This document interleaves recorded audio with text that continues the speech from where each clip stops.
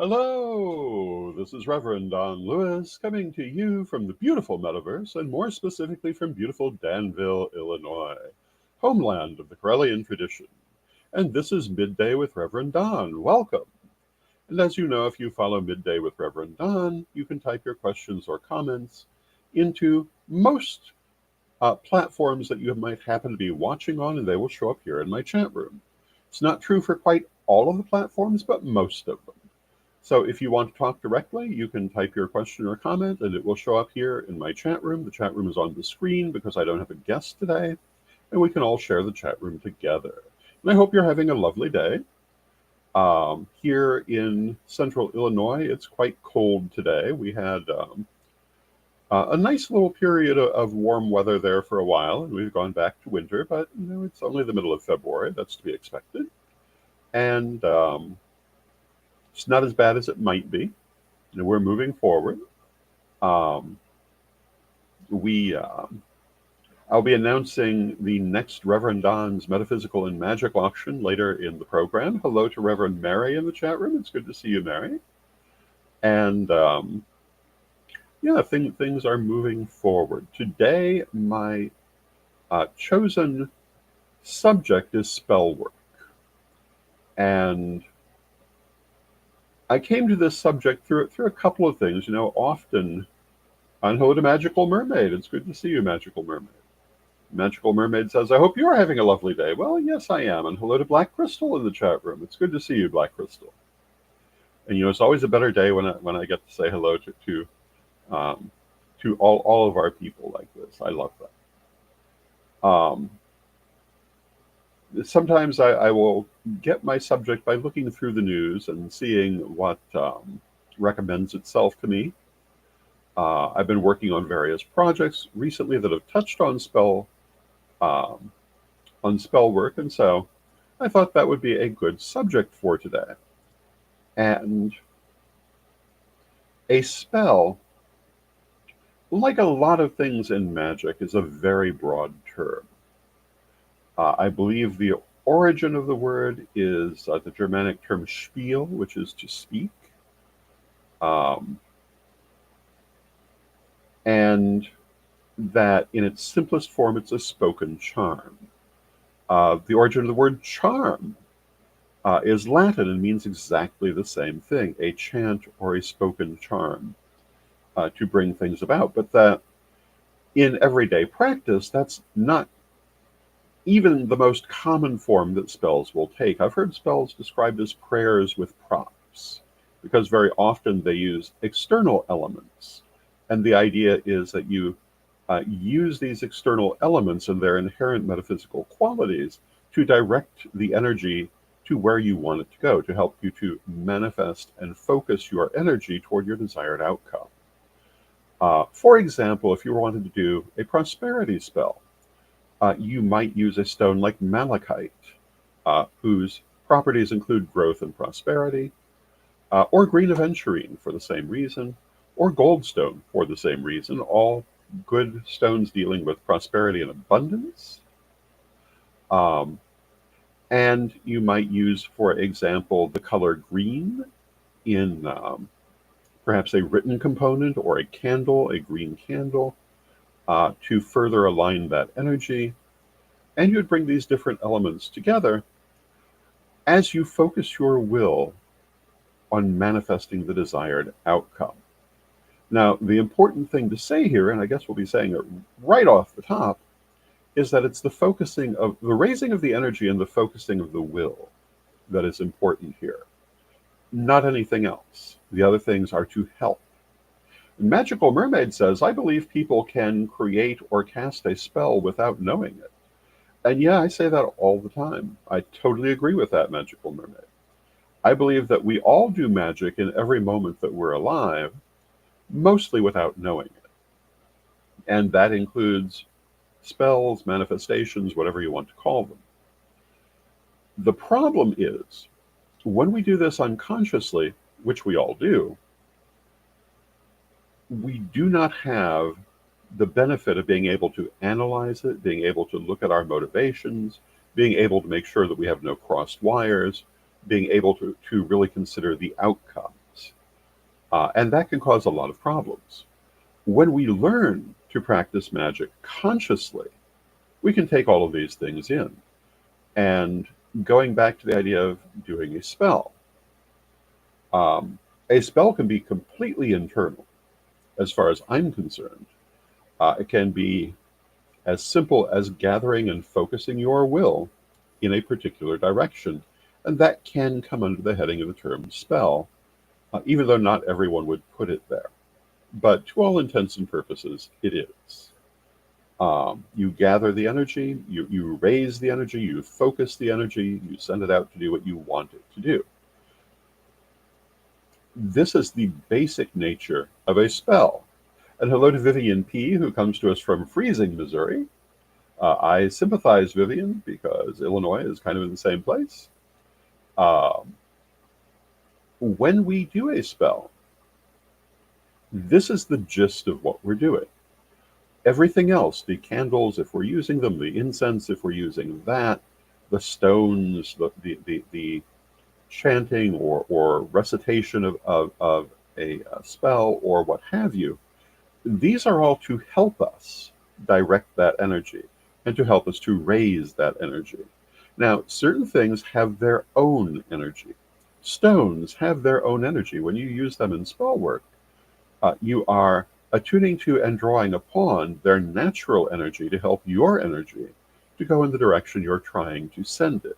This is also true for things like incense, for candles, for all the things you might use in a spell. And hello to Bimby in the chat room. It's good to see you, Bimby. All of these different things are ways of helping to raise and focus that energy. But in the end, the only thing you need is the energy. And this is very important to understand. Magical Mermaid says enhancements. Yes, that's exactly what these things are. They're enhancements, they're keys to the magical mindset. They're to help you to be able to do what you're trying to do. You should never be dependent upon them. For myself, um, I certainly do occasionally still use external spells. When would I be likely to do that? Well, if I find myself highly emotionally involved in the situation and having difficulty gaining perspective from it, having difficulty having distance from it, then I might be more likely to use an external system like a burning spell, as opposed to simply a manifestation, simply a raising and focusing of the energy without those enhancements. Because I want to make certain that I am not subverting it through things I might not see. For situations like that, I find the external things more helpful. But if you're just beginning, or even if it's just better for your taste, the external things can be very helpful. The important thing, though, is never to be dependent upon them, because then you can run into problems you wouldn't otherwise. I remember at the time of the Gulf War, my very good friend Novala, who ran the Temple of Fairywood in the Elgin area, she was in the habit of producing her own incense. She would produce it for her temple. She would also sell it. But when that war came out, the ingredients for making incense suddenly became very, very scarce, because a lot of the trees that the incense materials came from were damaged in the war. It was a while before they would be easily available again. Luckily, one is not dependent upon incense. But, some people teach magic in such a way that a person might think they were, that they could not do such and such a thing if they didn't have such and such an incense. Never a good idea. Even if you're using external enhancements, you can always make changes and substitutions. There are always many different ways to approach any one thing. And if you read my various books, you'll find a variety of lists of the meanings of various ingredients you might be using, which will also tell you um, which ones could be substituted for one another. In first degree, we have a long list of herbs and a list of stones, and you can go through that list and see which ones have similar or the same properties, and you could reliably change out one for the other, and sometimes you would have to, because you aren't always going to be able to get everything that you want. Um, my newest book, Rev Don's book of stones, metals, and crystals, has a much, much longer list of the meanings and qualities of stones. Once again, you can go through there and see what stone is perfect for your spell that you wish to do, what goes best with your intention, but also what you can use if you can't find that. I remember back in the 80s, the stone lapis lazuli. And if you're not familiar with lapis lazuli, it's a beautiful dark blue, often with little golden flecks in it. Has been used since the dawn of written history and before, um, for jewelry and talismans and so forth, and is very popular in metaphysics. Among other things, it's used to attune to divine wisdom. It's used to develop psychic abilities and clairvoyance.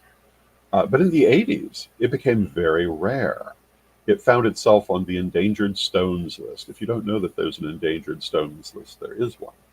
And this is the list of stones that come from mines that either are about to be tapped out or have been tapped out, and therefore are no longer easily available. And for years, if you found lapis lazuli, it would be very expensive. And what did people do who were accustomed to using lapis lazuli? Well, they started to use sodalite, which looks very similar and has similar properties. They simply um, they simply added that to their practice because it was a reasonable substitute. A similar thing I have seen done occasionally with amethyst and sugilite.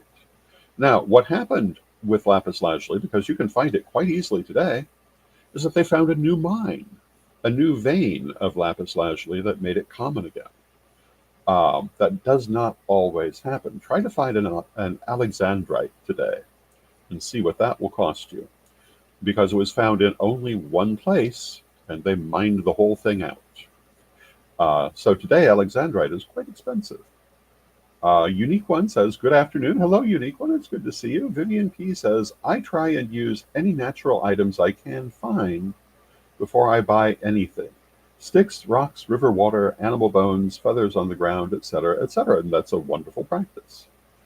Um, and one of the things that people sometimes fail to realize, and I've been writing about this in the book on stones, metals, and crystals, is that things like found stones, river rocks, etc., hagstones, which are uh, generally found stones that have a hole in them.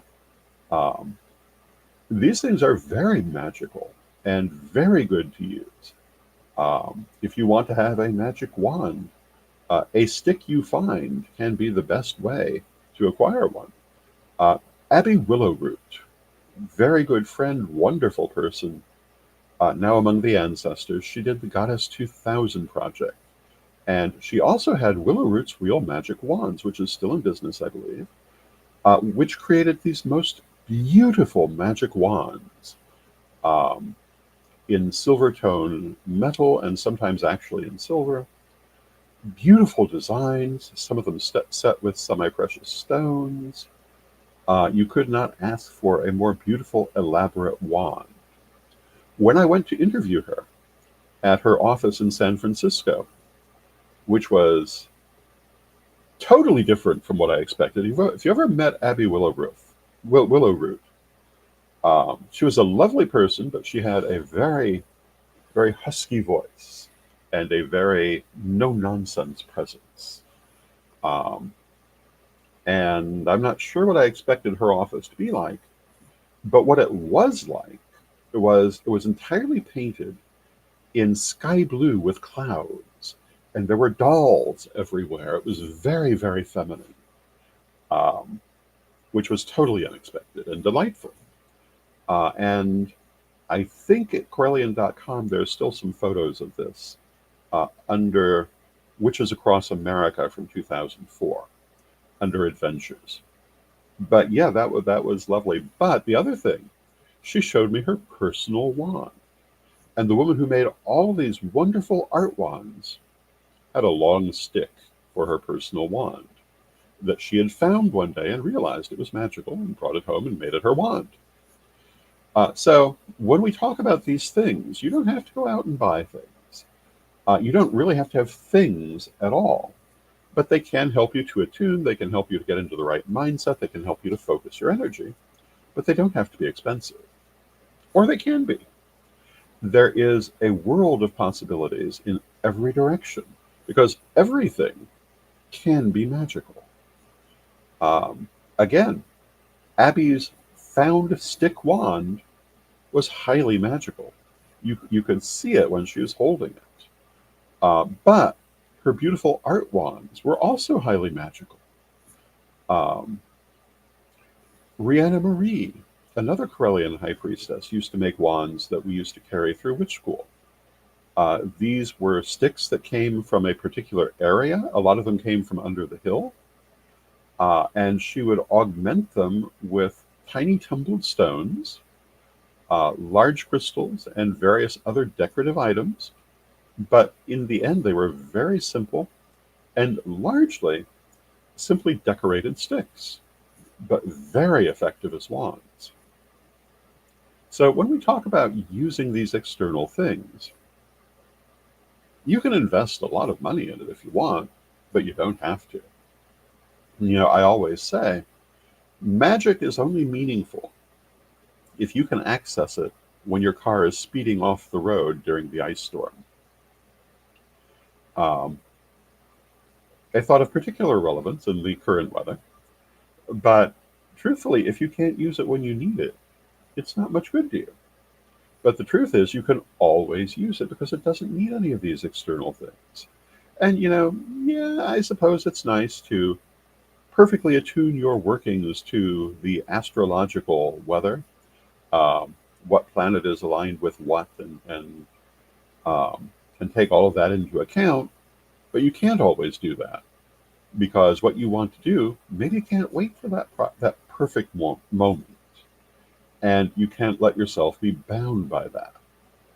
Um, and the car skidding off the road is an extreme example, but it's an example I've been in. And yeah, you want to be able to focus that magical energy at that moment, um, and not think, oh, if only I had my wand. Um, that is not helpful. Which does not mean it's not good to have the wand. It doesn't mean it's not sometimes helpful to do these um, elaborate external spell workings, but you don't need them. But they can again be helpful, and they can be very simple. Um, one of the simplest forms of external spell is lighting a candle and focusing your energy through that candle. Or they can be very complex, um, and extend over several days and involve um, writings and burnings and stones and candles and incense and what have you. Um, all of this can be used, or it can be things like a witch's bottle, where you're making a particular artifact for your spell. In the first degree materials, there is a spell section with each lesson. And when I wrote this, my intention, which is what I went on to do, was not to include in each lesson just a single spell that a person could go do, but rather to talk about an entire class of spells that they could adapt to what they need, like witches' bottles, witches' ladders, burnings, etc.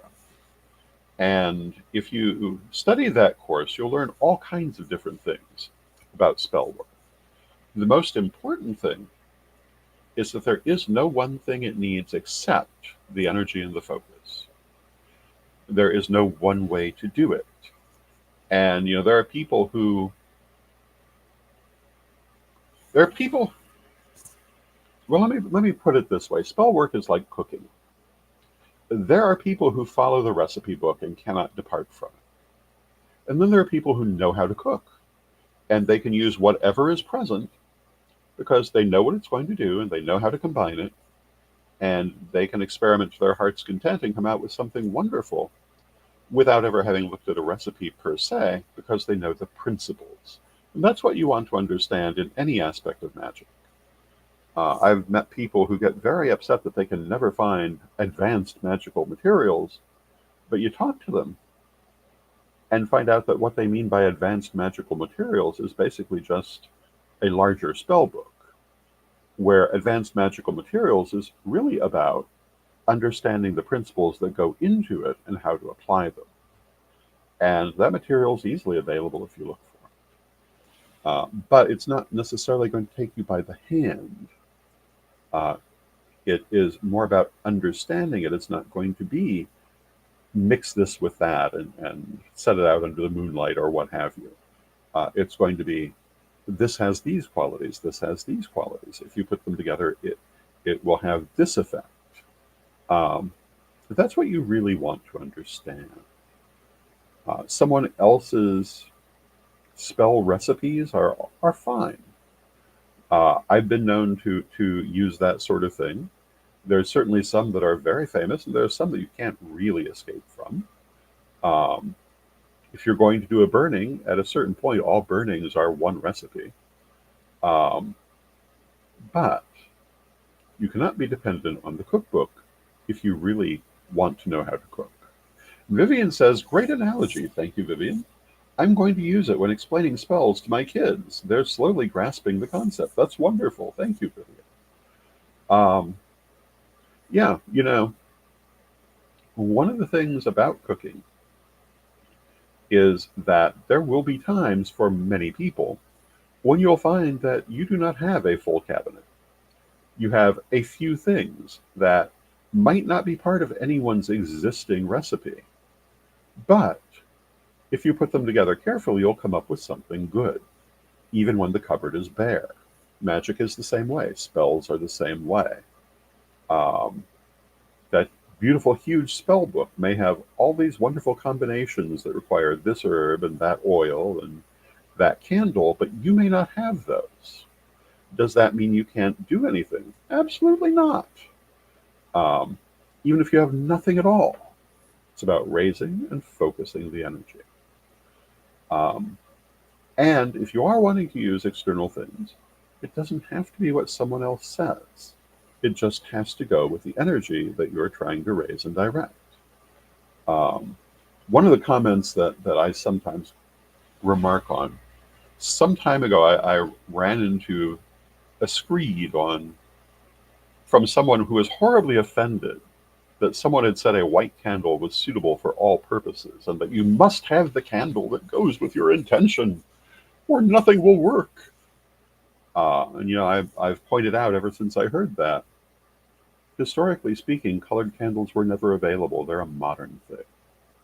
A few colors may have been available in certain circumstances. Red candles go back a long way, but they weren't available to most people. In fact, actually, candles as such in the modern sense were also not available to most people until fairly recently.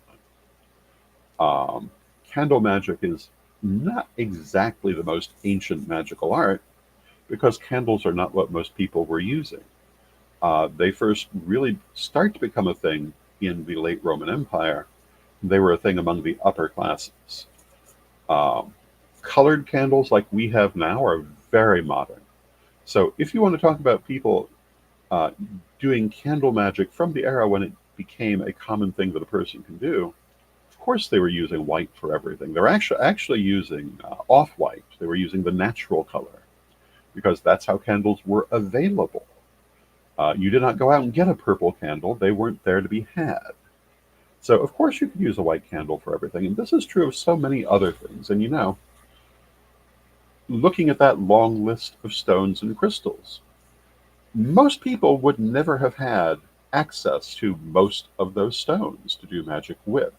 When I was learning magic back in the 70s, the list of stones commonly used in magic was far shorter, and some of those stones were not yet known, at least by those names, and not yet used in metaphysics.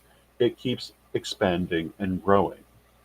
Therefore, you can't say that any of these things are necessary because we didn't have them yesterday. We continue to grow and expand, and this is good. It's not enough to just recreate what people did previously. We need to expand it. We need to understand it better. We need to do more with it. And that is a core concept of my understanding of magic. And hello to Mary in the chat room. Mary says it's best to know what the correspondences for incense, herbs, and stones are, and then build your own spells from there. Yes, exactly. Um, this is how you really do it. Spell books are all well and good for getting ideas. The same as cookbooks. And I have to tell you that I'm not above following someone's recipe, but I'm probably going to mess with it while I do it. I will add, if I find I think an additional spice will make it a little better, I will not think twice about adding it, because I want it to be to my taste and suit my purposes. Magic is the same way. You want to use your own judgment, you want to use your own experience, and that will give you the best outcome. Now, with that, I see that it's time for a word from our sponsors. And why do we have a word from our sponsors? Because we love our sponsors. And so let us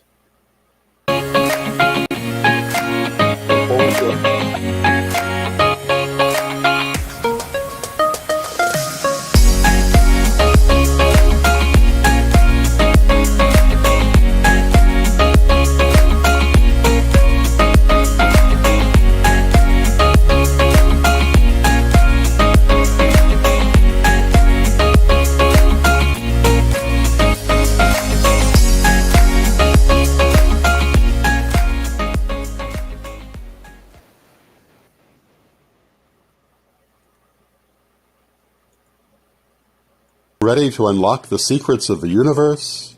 Join me, Rev Don Lewis, for my metaphysical and magic auctions at Gaia Thrift at whatnot.com. Discover fascinating artifacts, mystical crystals, and rare and unusual books that could change your life. Don't miss this chance to bring a little magic into your world. Rev Don's Metaphysical and Magic Auctions, where the extraordinary can become yours. And thank you to our sponsors, Equinox Learning Hub and Rev Don's Metaphysical and Magic Auctions. And our next Metaphysical and Magic Auction will be February 28th, a Friday night at 7 p.m. Central, and it will be specifically metaphysical and magical items. I hope you'll join us for that. And I'll be talking a lot more about it between now and then.